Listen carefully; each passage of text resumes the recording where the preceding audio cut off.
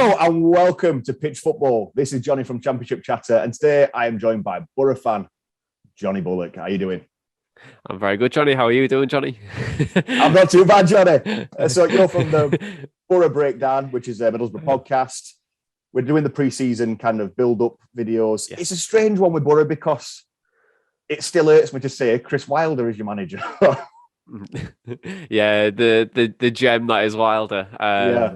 Yeah, to be honest, I can see why everyone just loves him, to be honest. Like, not that his CV is great, but what a guy. Like, just obviously, I was saying to you there, like, I was at an event with him last night, and just straight talking, honest, so intelligent as a manager as well, and has such high standards, and hopefully the only way is up. I mean, you said about his CV there. To be fair, promotion from League Two on a shoestring, promotion from League One on a shoestring, for promotion from Championship on a shoestring, top 10 Premier League on a shoestring. It were only a matter of time before miracles stopped happening, weren't it? And to be honest, if you look at the team that you had last season, do you think if Wilder had been there during pre-season and had the team he wanted, not just working with what he's got, do you reckon that glimmer of form he showed, especially at that away game at Blackpool where you never said die, do you think that could have gone all season? I think so. Like, I'm hoping this year now, after watching us in pre-season as well, we look a completely different team. We look really nice to watch on the eye, especially against Marseille on the Friday. But it is probably worth mentioning we've got 17 players at the moment. 3 of them are goalkeepers, so we are going to have to be fairly active in the next few days. But yeah, I think last season, if he had the right players when he came in, I think we've been pretty close. We would have probably been in the playoffs at a minimum. But to be honest, I'm quite glad that he's had this like period now where he's settled in. The players look a lot fitter, look much better on the ball, and look good movement. So hopefully this year we could do it instead of last year. How do the players you've already got there, like the established players, look after working under people like Alan Neil, who is a brilliant coach? Do they look more confident on the ball going forward? Yeah, absolutely. Look, we've always had the talent in the squad. It was just, I think, under Neil Warnock, you could sense that the players just outgrown him. The players didn't really fit his style. We're trying to play a man marking system with Jonny Howson, who's like 35. And it looked like he lost his legs completely. It was like taking the family pet and go, I think Jonny Howson's done. I think he's done. But since Wilder and Alan Neil have came in, like he's just been rejuvenated, much better. He's more protected in the midfield now, and Tav and Crooks do more of the running. And yeah, like what you're saying, like footballing wise, we just look, apart from like the balance side of things, where we're hoping to get the balance this season, there's just improvements all over the pitch. And I think that's exactly what you wanted. They were a lot more suited to Wilder's style than Warnock's, hence why we probably picked up a lot of better results. Yeah.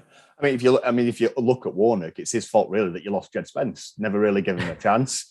Went to Forest, shone. Wilder never got a chance with him, and now he's gone. It's little things like that kind of held Middlesbrough back. But are you confident with the transfer dealings that could possibly happen, that you can improve? And like you said, you've only got 17 players.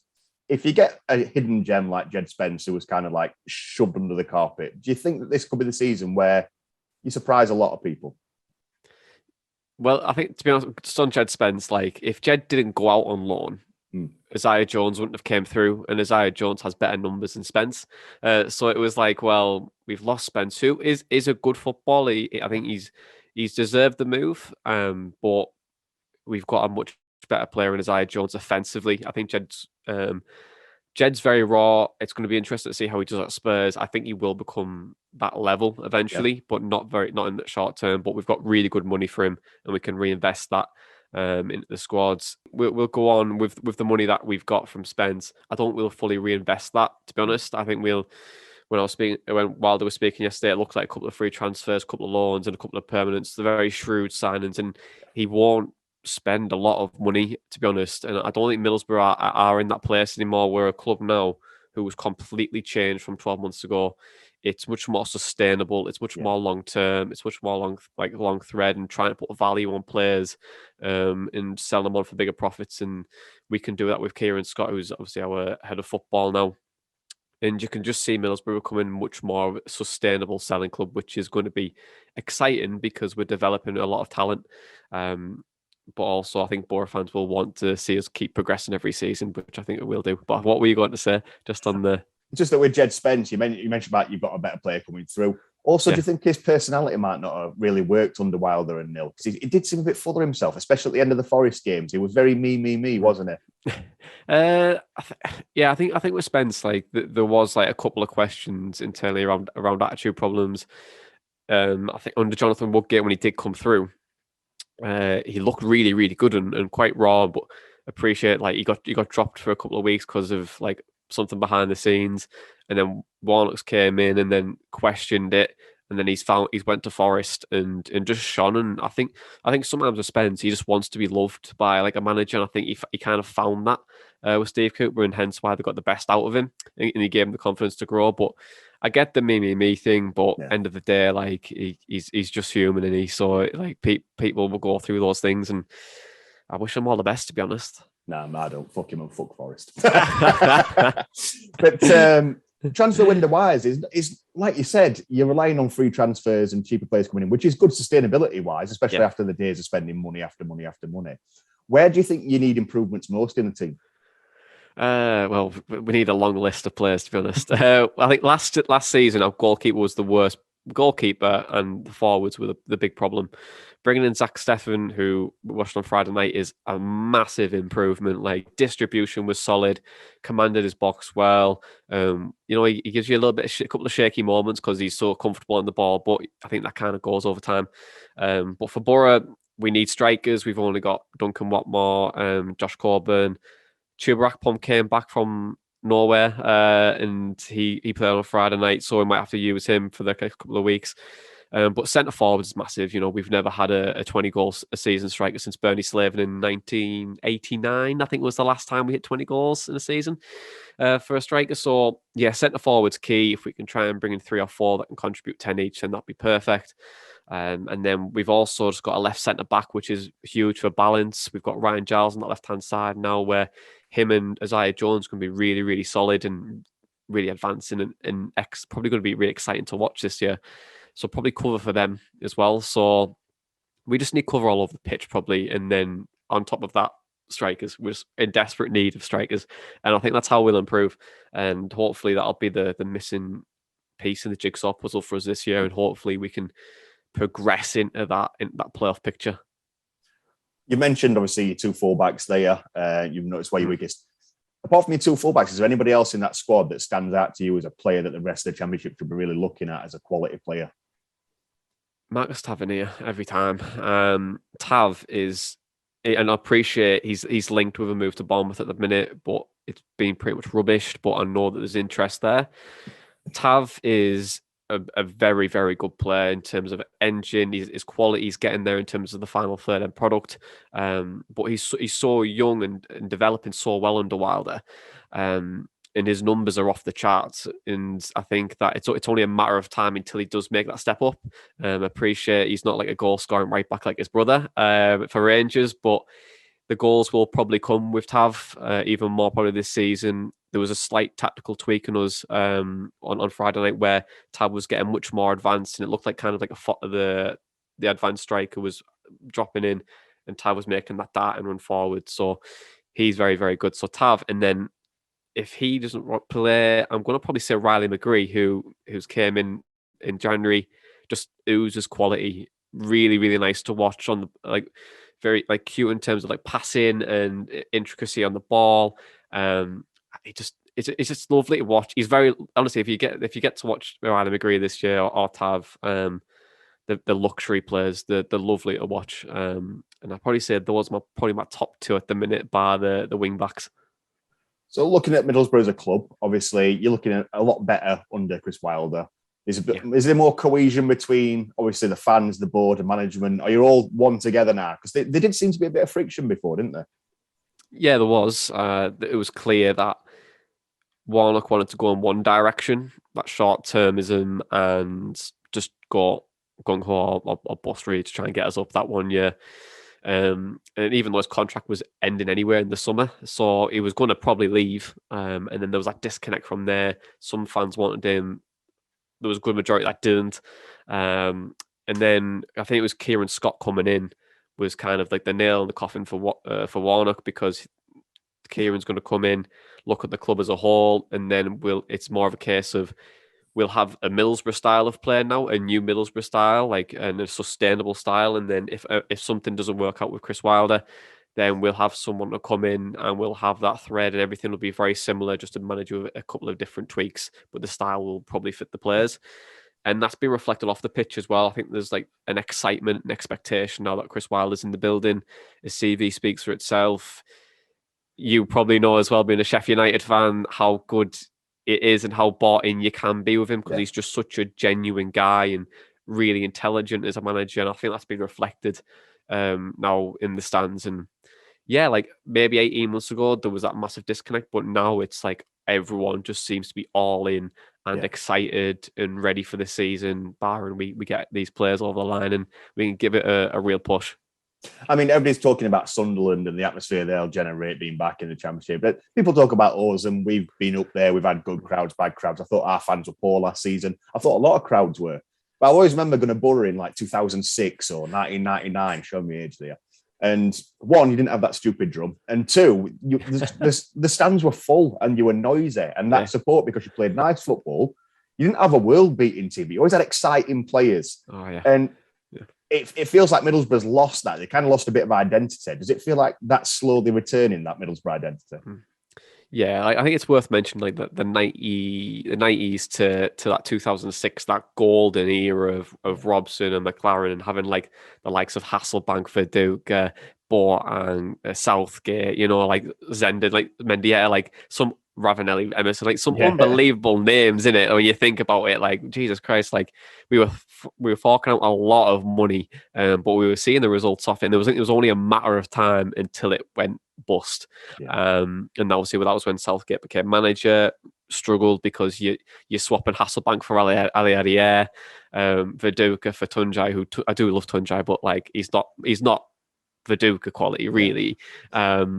And I know there's some people will probably disagree with me on that one, but like, because he went to Newcastle in the end. But that identity, like there was like a period when we did get relegated the first time that there was a sense of people being lost. The Gordon Strachan era is a big part of that, where he brought in a load of SPL players, and we were favourites to go up, and then we were bottom at Christmas, and it's just that's a bit of a crazy time. And then we kind of went on the whole whirlwind of a journey, and I think Karanka came in and brought some togetherness, and then that got really toxic. And then you had like the likes of Gary Monk and Tony Pulis, Woodgate and Warnock, where like that period is very difficult for a fan, because the football's not very good really with Pulis and Warnock, is it? Like, no. Put it bluntly, like it's not fun to watch. Woodgate was just kind of left to pick up the pieces from Pulis, even though he'd spent a fortune. Like, and then Woodgate, you know, he's not experienced at all at management level, and he was going to really struggle. And I feel like that disconnect from the fans was only a matter of time. And I think it takes like a certain manager or a certain style and a certain investment or a certain way of playing or something off the pitch for everyone to connect again. And I think Boro still have a long way to go off the pitch to reconnect the fans again, because there is empty seats in the stadium. They like, put it bluntly, like there's only 23,000 that come in every week and week out. And yes, it's not the 35k that we used to when I was used to when I was a kid, when I was going to the ground, like sellouts every week. But I think Boro will get there probably in the next few seasons. And I think it's just off the pitch has to understand like where the fans are at the minute. I think it was like 36 quid or something for a home ticket this year, I think, or stuff like that in the West End. And Middlesbrough is obviously probably one of the most deprived areas in the entire of England. So I think there's a bit of a disconnect there, like in terms of commercial and where the fans are at, and then the understandability that Middlesbrough is a business. But on the pitch and in the stands, there's definitely that connection there. But like I said, like, this is going to be a project now where everyone's singing from the same hymn sheet, and it's only a matter of time until we have these good times again and this stay for a longer period. But I think that's where Middlesbrough are going to get to. Yeah. I mean, you're one of the teams I hope do well, not just because of Wilder, but because I miss those days, those 2006 days where it's little Sheffield United, and no disrespect to Middlesbrough, you probably over recent years, you've been a bigger club than we have. But we were the little boys in the Premier League, weren't we? But we were the ones making all the noise at every ground. So I miss those kind of days. Yeah. I don't miss going to Sheffield United and Phil Jagielka scoring a winner. I did not enjoy that. But then I had Marvin Emnes score a winner at your place to kind of heal some sort of wound. But that was a sickener, that one. But nearly as bad as Jack O'Connell being ruled offside in the last minute of the game. There are these drama moments whenever we play each other. You said you're not looking forward to Bramall Lane. Which away game are you looking forward to most this season? Oh God, the one where we win promotion. I'm joking. I think it's nice to have Sunderland back in the division, of course. The derby, not a derby is kind of what it weirdly is. It's nice to have those back. I do like going to Bramall Lane. I think it's a real hotbed of football and a lot of passion there as well. And to be honest, I quite like there's more like northern teams in the division this year. So like having those collectively is quite good. The one I'm definitely not looking forward to is going to Ewood Park. Every time I go, I've seen us get beat. I haven't seen us score a goal there.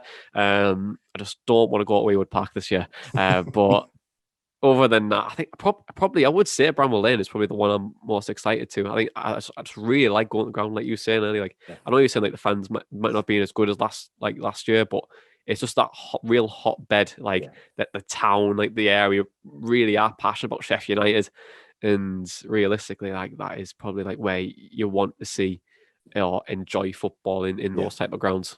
That's the same reason I like going to Boro, because everybody in Boro loves Middlesbrough Football Club. It's just one of them places you enjoy going. They're not corporate games, are they?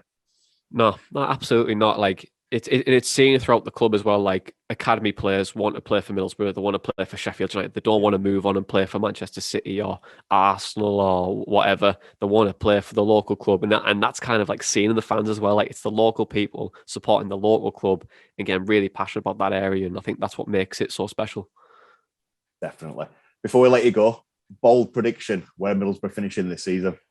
I've said fifth. I'm going to go fifth. I said fifth in our preview, and I'm going to stick with that. And then hope, my fingers crossed. I predicted Watford first, Sheffield United second, and so good enough for that, Jonny. Isn't it? You happy with that? I am, because I've put us in seventh, so I'm happy with that.